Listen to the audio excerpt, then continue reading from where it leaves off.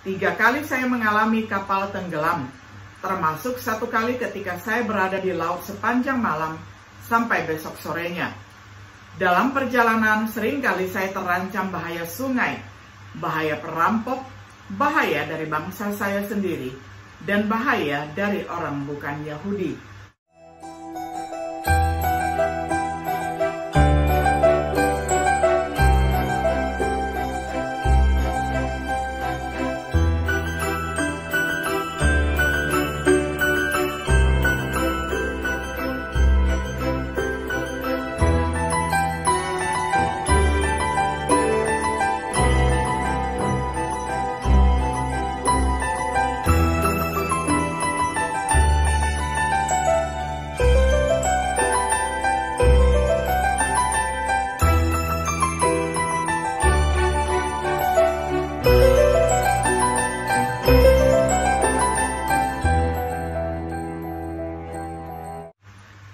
Shalom sahabat Biblika yang dikasih oleh Tuhan.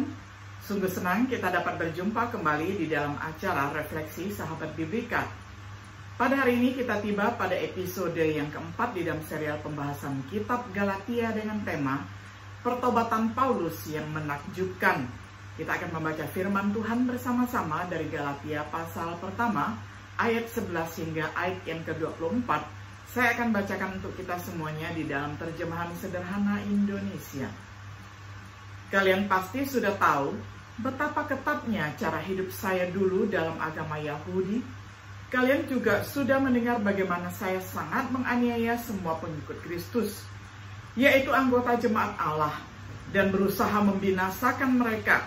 Selain itu, dibanding kebanyakan orang Yahudi yang sebaya, saya lebih banyak mendalami agama Yahudi dan lebih giat berusaha mematuhi semua adat istiadat nenek moyang kami.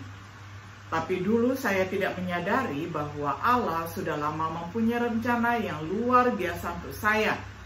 Bahkan sejak saya masih di dalam kandungan, dengan kemurahan hatinya, Dia mengizinkan saya melihat dan mengenal anaknya. Lalu Allah memanggil saya untuk memberitakan kabar baik tentang anaknya itu kepada kalian yang bukan Yahudi. Sesudah menerima panggilan itu, saya tidak langsung pergi kepada siapapun untuk meminta nasihat mereka. Saya juga tidak ke Yerusalem untuk meminta nasihat dari orang-orang yang sudah lebih dulu menjadi Rasul Kristus. Akan tetapi saya pergi ke negeri Arab dan dari situ kembali ke kota Damsyik. 3 tahun kemudian, saya pergi ke Yerusalem untuk menemui Petrus dan tinggal bersamanya 15 hari. Pada waktu itu, saya tidak sempat bertemu rasul-rasul yang lain, kecuali Yakobus, adik Tuhan Yesus. Demi Allah, apa yang saya tulis ini benar. Saya tidak berbohong. Sesudah itu, saya pergi ke beberapa daerah di provinsi Syria dan Kilikia. Waktu itu, para anggota jemaat Kristus di Yudea belum pernah bertemu langsung dengan saya. Mereka hanya berulang kali mendengar, orang yang dulu begitu kejam menganiaya kita, sekarang sudah bertobat. Dia bahkan sedang memberitakan kabar baik, yaitu berita keselamatan yang kita yakini. Padahal dulu dia berusaha melenyapkannya. Karena itu mereka memuji Allah atas pekerjaannya dalam diri saya. Sampai semikian jauh pembacaan firman Tuhan dari Galatia pasal pertama ayat 11 hingga ayat yang ke-24. Sahabat Biblika yang dikasih oleh Tuhan, dalam suratnya kepada jemaat-jemaat di Galatia, Paulus berangkat untuk membuktikan bahwa kerasulannya berasal dari Yesus, bukan berasal dari manusia. Injilnya datang melalui wahyu dari Yesus, bukan melalui manusia. Dengan melakukan itu, dia mengungkapkan fakta luar biasa tentang pertobatannya. Pertobatannya tidak hanya mendukung klaimnya mengenai Injil dan kerasulannya, tetapi juga memberikan bukti iman kita kepada Yesus sebagai anak Allah. Setengah dari bagian terakhir dari pasal pertama Galatia mengungkapkan fakta-fakta terkait tentang Paulus. Yang pertama, sebelum dan setelah pertobatannya. Sebelum pertobatannya, Paulus menganiaya umat Allah di Yerusalem dan daerah lainnya. Sesuatu yang dia percaya harus dia lakukan. Dia terpelajar di dalam Yudaisme. Sebagai seorang sarjana, dia dididik dan dilatih di bawah pengajaran Gamaliel. Dalam kedudukan sosial, terkenal melampaui banyak orang sezamannya. Paulus memegang posisi kekuasaan agama yang kemungkinan besar termasuk akses ke kekuatan finansial. Dia berada di jalur cepat kesuksesan di antara rekan-rekannya.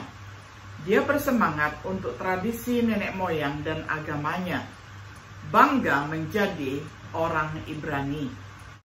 Dia bangga menjadi orang Farisi, seorang anak orang Farisi, anggota dari sebuah sekte konservatif Yahudi, terkenal karena penentangan mereka terhadap Yesus selama pelayanannya. Dengan latar belakang agama seperti itu, ia secara alami berprasangka buruk terhadap Yesus. Setelah pertobatannya, dia memiliki kontak terbatas dengan para rasul. Dia tidak melihat mereka selama 3 tahun setelah pertobatannya. Bahkan kemudian itu hanya untuk 15 hari. Meski begitu, dia hanya melihat Petrus dan Yakobus, saudara laki-laki Tuhan Yesus. Dia tidak dikenal secara langsung oleh gereja-gereja di Yudea. Dia menghabiskan 10 tahun di Suria dan Kilikia. Orang-orang di Yudea hanya mendengar tentang dia, meskipun mereka datang untuk memuliakan Allah di dalam dia. Keadaan pertobatan Paulus seharusnya membuat kita memuliakan Tuhan juga, yang seharusnya menjadi lebih jelas saat kita memperhatikan sebagai hal yang kedua, penjelasan untuk pertobatannya. Mungkin ada motif tersembunyi. Mungkinkah itu kekayaan? Dia memiliki kekayaan bersama dengan orang-orang Yahudi lainnya. Dia meninggalkannya untuk menjadi miskin mengikuti Yesus. Mungkinkah itu ketenaran? Dia memiliki ketenaran dengan orang-orang Yahudi. Perhatikan apa yang dialami sebagai seorang Kristen. Dianggap bodoh dan lemah, bahkan oleh orang Kristen lainnya, dipandang sebagai kotoran dunia oleh orang-orang di dunia. Mungkinkah itu kekuatan? Dia memiliki kekuatan dengan orang-orang Yahudi.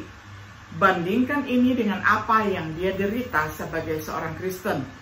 5 kali saya pernah dihukum orang Yahudi dengan cambukan 39 kali jumlah yang dianggap maksimal yang diizinkan menurut hukum Taurat.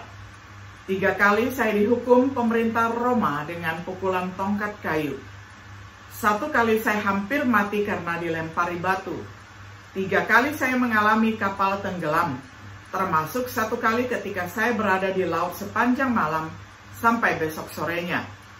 Dalam perjalanan seringkali saya terancam bahaya sungai, bahaya perampok, bahaya dari bangsa saya sendiri, dan bahaya dari orang bukan Yahudi. Ada bahaya di kota, di daerah sepi, maupun di laut.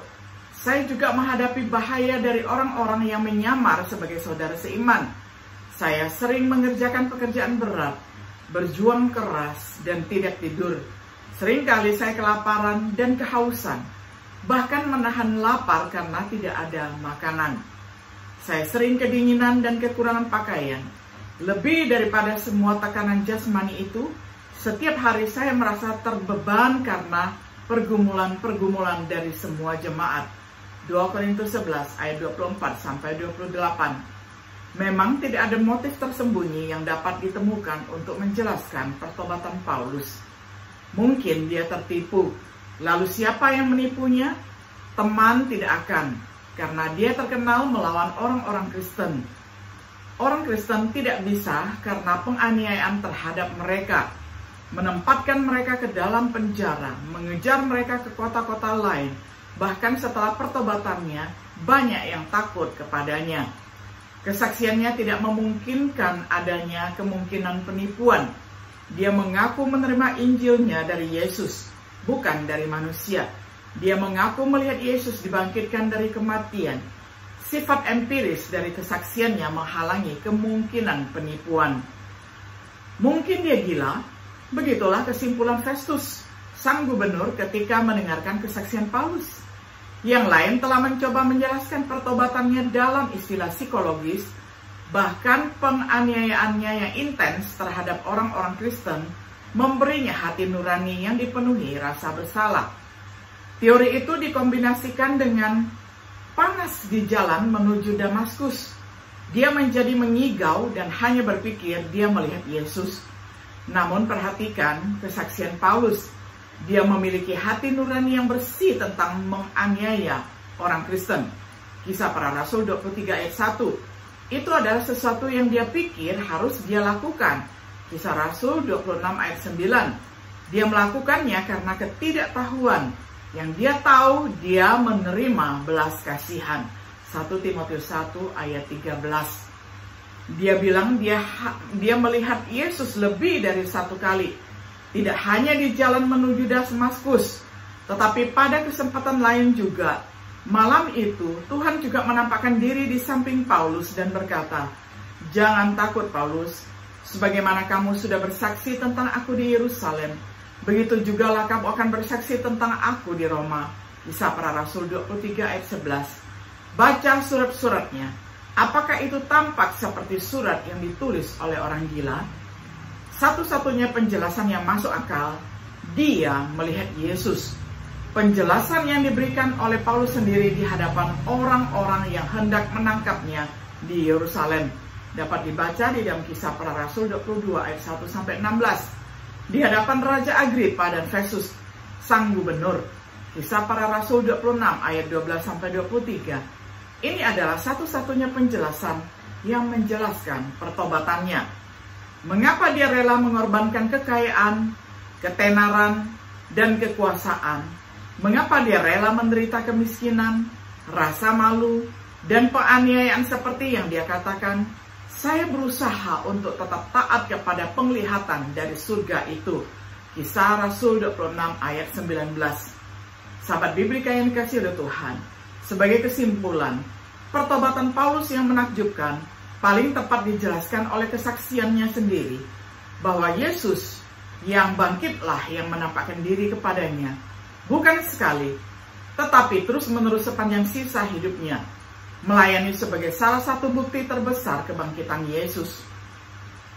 Apa yang akan Anda lakukan dengan pertobatan Paulus yang menakjubkan? Jika Anda belum percaya kepada Yesus, semoga itu memicu penyelidikan lebih lanjut tentang bukti kebangkitan Yesus Kristus. Jika Anda sudah percaya kepada Yesus, semoga itu menggerakkan Anda untuk memuliakan Tuhan. Salah satu cara terbaik untuk memuliakan Tuhan adalah dengan mengindahkan kata-kata hambanya, Paulus.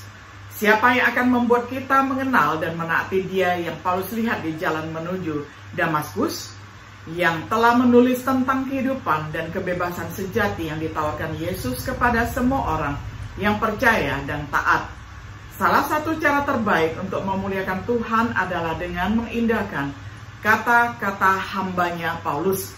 Siapa yang akan membuat kita mengenal dan menaati dia yang Paulus lihat di jalan menuju Damaskus, yang telah menulis tentang kehidupan dan kebebasan sejati yang ditawarkan Yesus kepada semua orang yang percaya dan taat. Melalui bukti seperti pertobatan Paulus yang menakjubkan, Tuhan telah memberikan kesaksian tentang kebangkitan Yesus.